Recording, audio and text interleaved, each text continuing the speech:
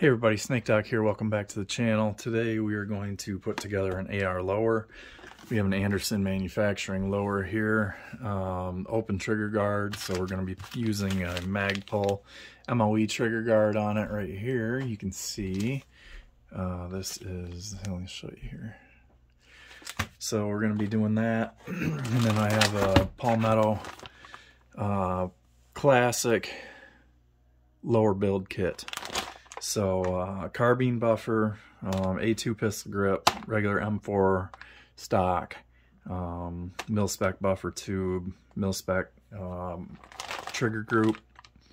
And so I'm just going to open all this stuff up, get this out, and we'll get right to it. So here we'll take an up-close look here at our Anderson lower. So this is an aluminum receiver here, all mil-spec. Regular grip bolt screw right here, has fire and safe. It says multi-cal. Let's see if I can get that to show up. There you go. Multi-cal. It's the AM15. I've used these for at least 3 builds, and I've never had an issue with them. They're readily available locally, so I don't have to pay an FFL fee, which is nice. I usually pick them up at like Cabela's or Bass Pro. They're about, they used to be about 50 bucks on sale for 45, and lately they've been about $59, which isn't bad, considering when you call around to a lot of like local gun shops and stuff. At least all the ones around here, they want like 100 bucks for a stripped lower, which is bonkers. So, and that's Anderson. So, Anderson, Arrow, things like that. They just want way too much money. So check out Cabela's, Bass Pro. A lot of times they don't even have them in the case. You just got to go up to the gun counter and ask them if they have any, and they'll go get you one from the back. So first thing we're going to install is going to be that trigger guard. So I'm going to get that out here and get all set up. We're also going to use some masking tape. We're going to use a razor blade to install our pivot pin, detent, some various punches, and of course gunsmithing hammer. I just use this one usually. If I need a little bit more persuasion, I'll move up to a heavier hammer. But let me get set up here and I'll be right back and we'll get that trigger guard on. Okay, so we're all set to do our trigger guard installation here. Here we can see it's a polymer piece right here, but it has a nice curve on it. The Palmetto kit does come with a trigger guard, but it's just the flat piece of metal. I do like the extra room in the trigger guard in case I want to use a gloved hand or anything like that. So basically it just drops in place, and then on the instructions here you'll see that it comes with a hex screw, and then it comes with a roll pin. So this was, if you had one already installed, you know, you'd just take that out. Since we're doing it on a bare lower, it's telling you to drive in the rear roll pin using an 1/8 inch punch, and then you use a 1/16 inch hex key, and then hand tighten the set screw until it's flush with the receiver tab. Don't over tighten it. So then that's all there is to it. So let's get it set up here and make sure that I have good support to drive in that rear.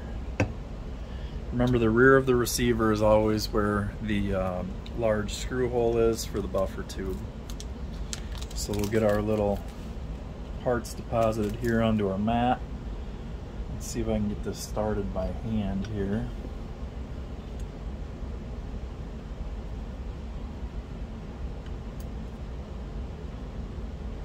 You just want to make sure that you have good alignment. Once you have some alignment, you can always check your pin to see if one end of it is more beveled than the other. In this case it is. So I'm going to get that set here, and I'm just going to start lightly tapping. Use the brass.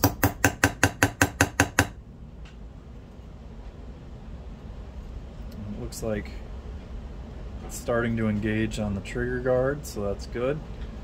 So I'm just going to keep it supported here on this block. And it looks like we're going to use a bigger hammer in the punch now.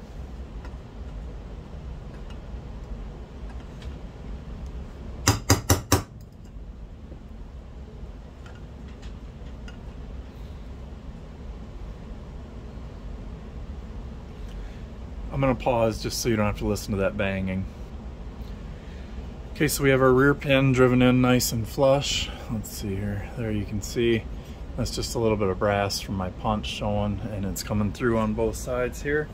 So now we're just going to take that screw and find the right hex for it.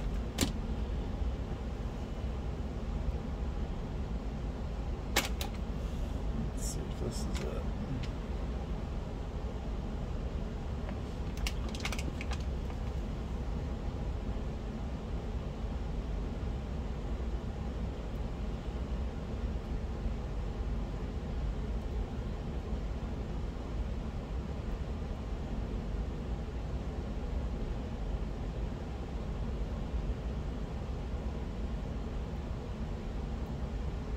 Let's see, looks like that wrench is a little screwy. Let's try it here. I got some more here. This, nope. There we go. Alright, so now we're just going to locate that hole, and we're just going to start working that down in there. Hopefully it'll grab itself there.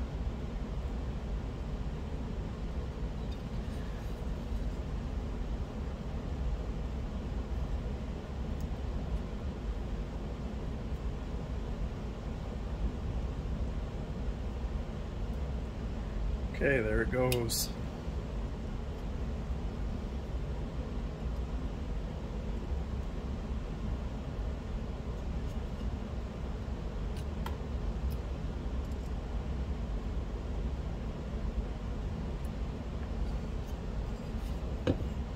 Okay, so once you get that down flush, you'll be good to go. And you can move on to, we're gonna insert the magazine release next. So let me get those parts ready. Okay, so let me move that out of the way for a sec, and I just put a little piece of tape right here because we're about to install this magazine release, and that consists of this spring right here, this button, and you want the serrations on that button to be facing the outside so that it has texture for your hand. The other side is going to be smooth, just smooth metal, there you can see.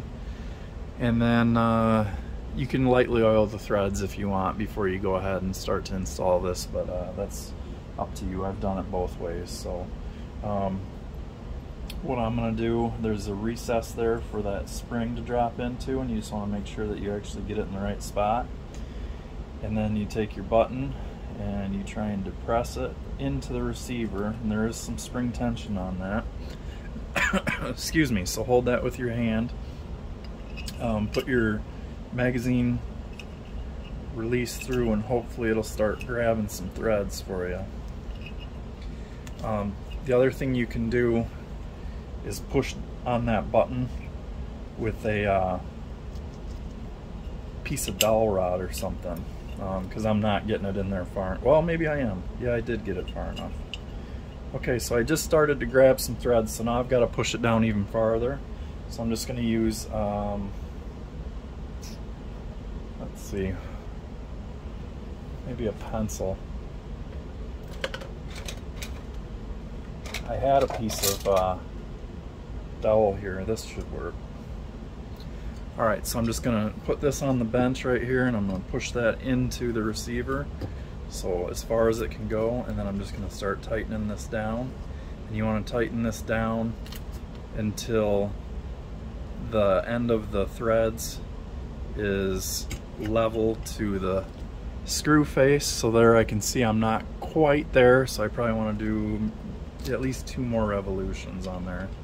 So again, I'm just going to depress that, go 1 time around and 2 times around, and then let it back into spot. And there you can see it's nice and flush. Some people like to go 1 below. I've done it both ways. It's really a personal preference thing. You got enough threads that you've grabbed that it's not going to come undone if you do it 1 less than I did. Some people like it because the texture of their finger drops into the hole a little bit, but this will work fine. So now what you could do is just grab an empty magazine and try it out, make sure everything works how it should, and then you're ready to move on to the next part. Our next part we're going to install is the bolt catch. I just grabbed a mag out of my chest rig. It does have ammo in it, but there's no way for this to fire because there's no hammer group in here. So I'm just going to show you here. It inserts, it's locked in there good, and then you just want to grab your receiver and just press your button. Make sure your mag's drop free. So in this case we're good to go, so I'm going to go put the mag away. Okay, so for our next part you're going to need this one that looks like this. This is your bolt catch, and that's going to install and be held in by this roll pin, and this is the hardest part of building a lower right here in my opinion. And then you have this detent spring right here. It's just a little spring. The nice thing about when you order from Palmetto is everything is individually bagged, so you don't have to guess which detent and which spring goes with what. So as you can see, like, everything's bagged up. So here's like your takedown pins and their springs and plungers, and they usually give you like extra in case you launch it across the room. This is like your buffer tube retaining pin, your safety and detent spring and detent right here, and your trigger group right here. So it's nice how they do that. They keep it all separate instead of just throwing all the bags into a part and making you guess. It's easier for the first time builder. So the way that this works right here is you're going to take your catch, and that is going to drop into place. Make sure I'm doing this the right way. So you want to make sure that there's not too much, like, sometimes like you can hear the finish is binding a little bit on there, but once you get it in the right spot it should be good to go. And like this is good. I don't have to do any like sanding or filing on it. So this goes into place like this, but before you do that, there's a hole right here, and that's where you put your detent and spring. So in order to get your pin started, you have to hold downward pressure on this to overcome that spring before that pin will start to engage with this hole right here. So it's a bit of a tricky process. I'm going to do as best as I can to try and get it on video here for you, and then I will be stepping away to finish installation of the pin. Always try and make sure, again, which end of the pin is beveled more. I would say that this side is beveled a little bit more, so I'm going to make sure that I'm going that way with it. So you can do a drop of oil on your spring if you would like. Just taking, you know, a fine oil or a fine point oiling bottle and just put a drip in there. All it takes is one dab. We're going to drop that into that hole. Okay. And then same thing, I have a little bit of residual oil on my hand. I'm just going to put that on that detent right there. Make sure that goes in place. And then I'm going to feed this into place. And you can see how it's spring loaded now. So I'm going to hold it here and try and get the pin to start. Flip it around. If it doesn't seem to go one way, it might go the other way. If you can kind of get it to just lock itself in there for a second, that helps. The other thing you can do, because it's a split roll pin, is just squeeze the tip of it with a set of needle nose pliers. So if you carefully let that go, you can just take a set of needle nose pliers like this and just try and get that end, just the very end of that, to close a little bit.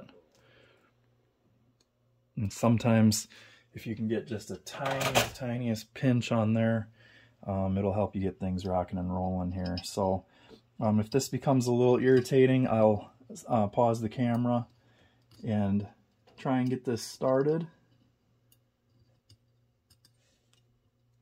because it is being irritating.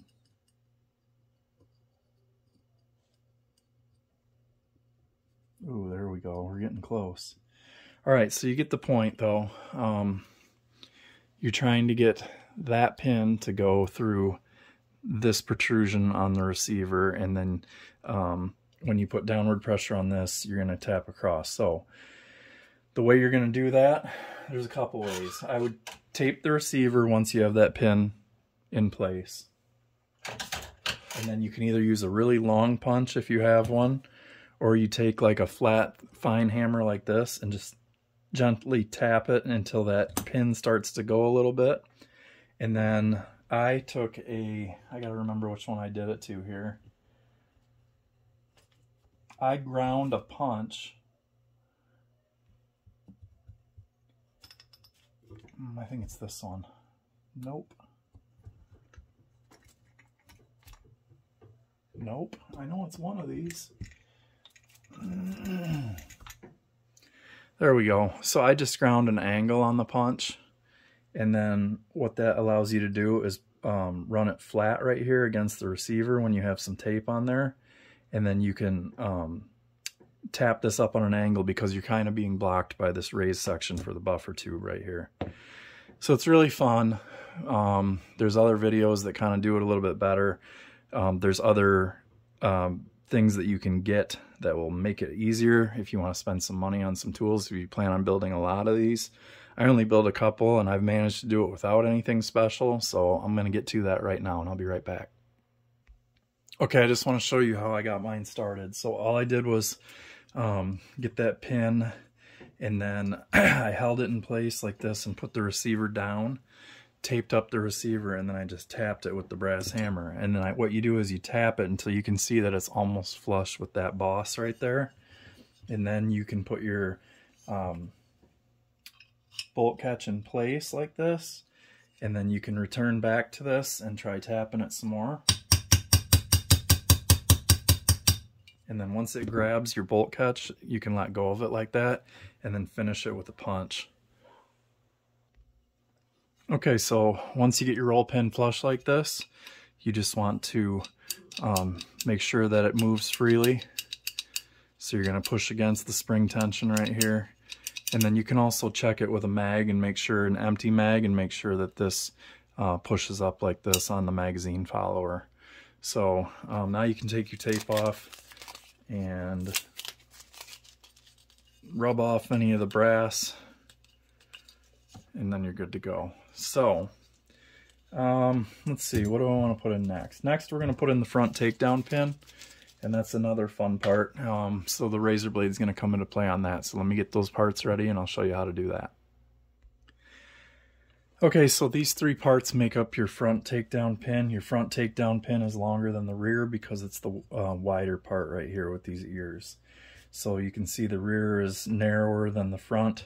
So your front one is your longer pin if they happen to put them in the same bag like Palmetto did. And here you can see that there's a channel that's milled away on there. And what that does is that's how the pin is retained so the pins don't come out. So the way that's held in is with this long spring right here.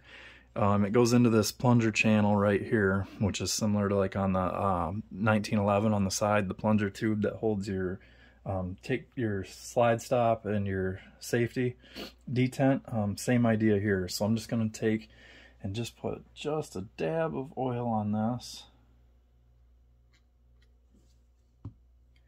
And then you just feed that into this hole right here. Now they do give you a spare because these are known to launch across the room. Basically it's a double-ended little brass style pin right here. It really doesn't matter which orientation you push it in there. So what I like to do is, let me see where I put that razor blade. I had a razor blade out here. Here it is. I push this in, so it basically, unfortunately the spring is the same length as that hole, so you have to apply some pressure to even get this pin started. It's not like you don't want to cut any coils off the pin or anything like that. So it's kind of a multi-handed affair. If you can get that pushed like that, and then take that razor blade and sink it down the rest of the way, and very dangerously but carefully hold on to that. Now you want to take your round portion of your pin here and start that down and slip your razor blade out, and then all you do is continue to push that through, rotate it, and you'll hear a click.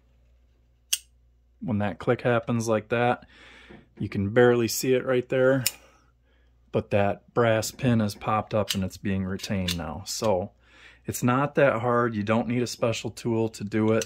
You just need something really thin and something that you can get a grip on. So I like these single side razor blades. This one's pretty well beat. I've used it for a lot of things, so I try and get a nice dull one. And then I just hold it in there and it's super thin, and you can see how fast I was able to do that. So I think next we're going to put in the trigger group. So hang on for that.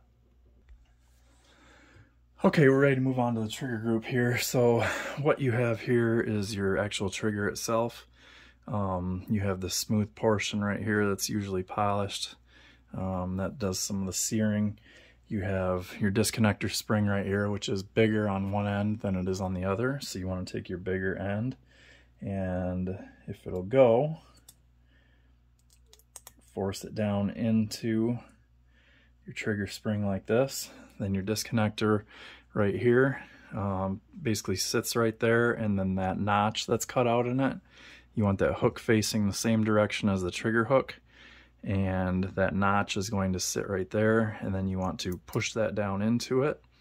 And you can take like a piece of bamboo dowel or something and make like a slave pin like this and just stick it like that and make sure that it pivots when you have those bound together. So then you take your trigger spring and you hook your trigger spring over. See, I think I got that backwards. One second, I gotta look. Okay, sorry about that. So the crossbar right here rests underneath right here. So take that like this, and then you just work these hoops up over both sides of the trigger like that, and then you push it down into place on the receiver, and those legs of those springs will lay flat down in the receiver. There you go. So you just start working that down, find the sweet spot. My slave pin walked out just a little bit, so okay, so you get that to drop down into place, and then you can pull it down the rest of the way and just give a push on that disconnector hook. Take one of your pins. Now these pins have 2 grooves in them, so you want to take the ungrooved side from the left side of the receiver and start pushing it across until you knock that slave pin out. So you're just going to keep working it across here until you get through both. These will go in by finger pressure. You don't have to use a hammer or mallet or anything. So it's just a matter of lining everything up. So once it starts going, it knocked my slave pin out already, so I'm into the disconnector. So I've just got to wiggle things around until it all drops into place here.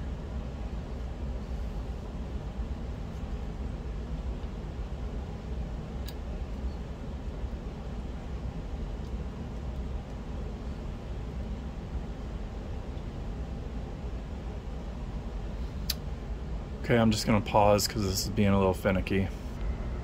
Okay, so not too bad. Just had to line things up. I used an 1/8 inch punch and just went across, and then just kind of worked that pin by hand until it went. And then what you'll have is it'll click in place because of those slots that are cut on that pin. So now it's time to install your hammer. So when you put your hammer spring on, you want to make sure that that part right there is on the back, because these legs right here, when you feed that through, they're going to rest on the pin that's holding that hammer. So what you have to do is you feed these legs in down like this, and you have to rock the hammer forward like this, and then push it down into place. And then when you can see daylight through that hole, that's when you put your pin across there. So it's kind of, again, a multi-handed affair here. We're going from the left side with the smooth part again. So we're just gonna try and get it lined up. Again, you could use that punch. You know, I can use my punch like that and get that held in place, and then use this pin to push that punch out slowly, hopefully.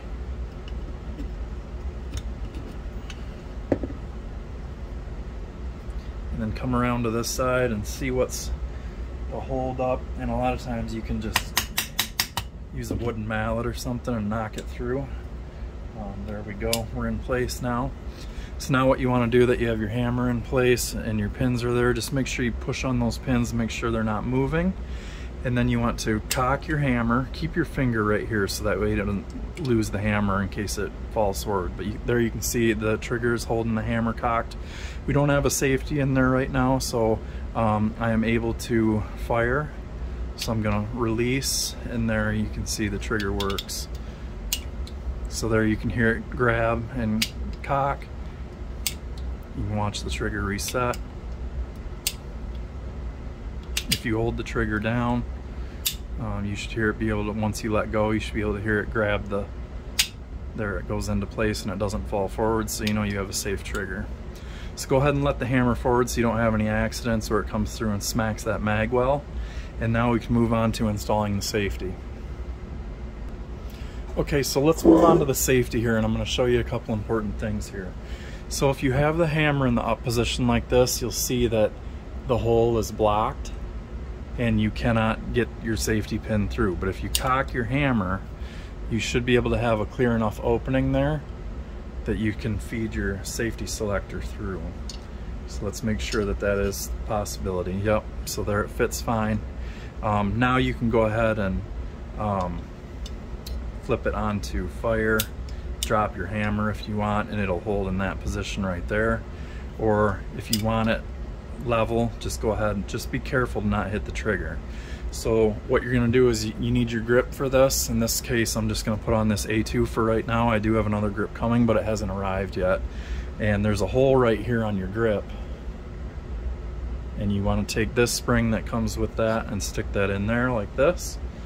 And then when you flip this over right here, the detent right here, you want to go with the pointy tit side down. This looks like a bullet basically. Let me put this in my palm and show you guys. So basically this looks like a round.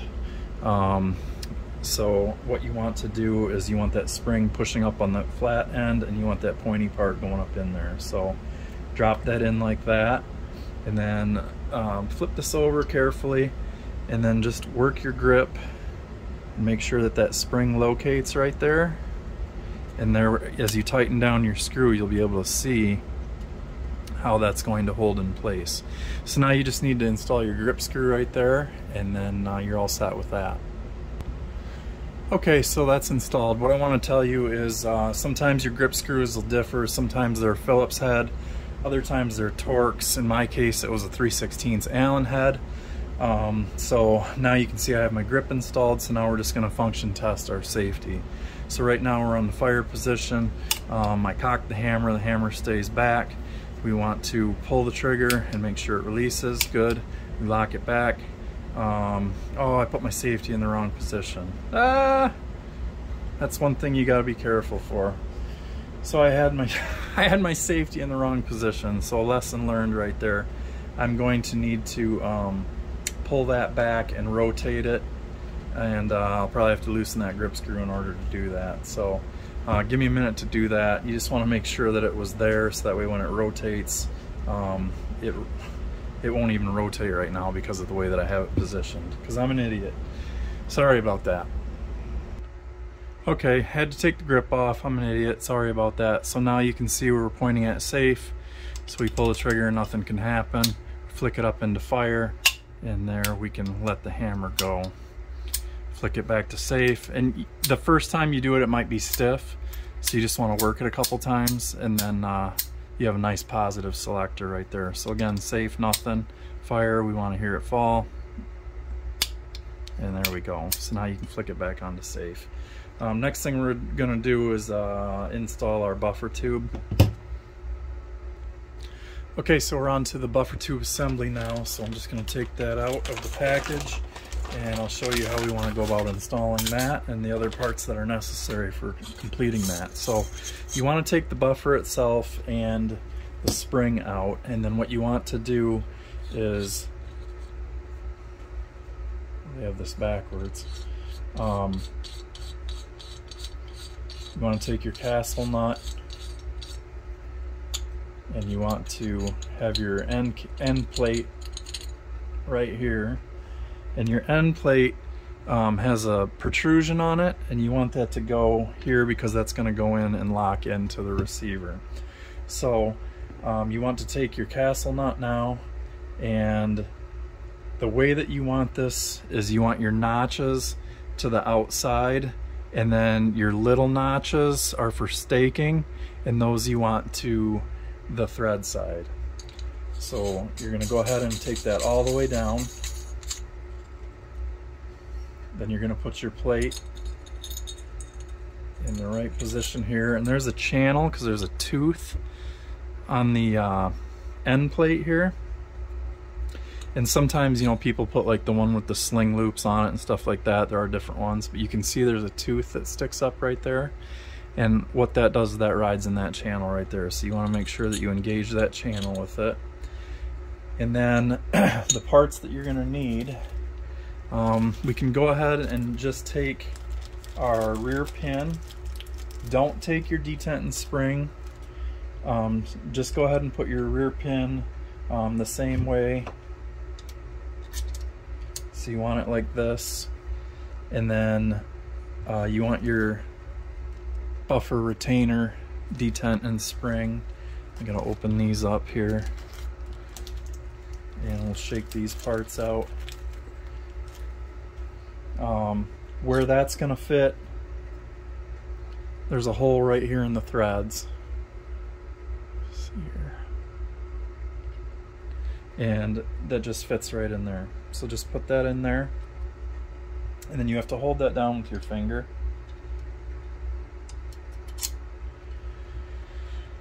And you don't have to do it right away, but eventually what you want to do is, alright, so you take your buffer tube and start engaging the threads, and you just want to keep turning it until you have just enough that it's covering and holding down that detent. So you're going to keep threading it, and then when you're almost there, it's like I was going to run into the detent there, you push it down and you do one more revolution, and then when you let it up, you can see that that is held down. Let me shine a light on that for you. But there you can see that that's being held down by the buffer tube there. There's no way that I could do one more revolution on there. So that is the correct position for that. So now you're ready to put your pin retaining detent in. And the way you're going to do that is there's a hole right here. Get that light again, sorry. There's that hole right here, and you're going to take your detent first, goes in there, and then the spring. And like I said, Palmetto has given me one extra because these are the parts that do tend to launch across the room. So let me shake these out here. Again, that is not a directional detent. It is beveled on both ends. So what you're going to do is drop your detent in, and then you're going to feed your spring on there. And then what you're going to do is try and push that spring down. You can either do it with your finger. Kind of hurts to do it with your finger, so again, you can do your razor blade or a flathead screwdriver. But you want to push that down in, and then rotate everything back. I don't want to launch it. And you don't want the spring to get crooked. The spring's kind of getting crooked right now. But, so let me see, how do I want to feed that down? Let me see, flathead. Let's see if I can do this. So that spring just wanted to jump out of there. So if you can just feed it back down like this, get a hold of it with something flat, press it down in, good, and then just take your end cap plate and try and press it down into place. Hopefully it's not hung up on your threads like mine is right now. There, you want to make sure that your spring is going down the right way.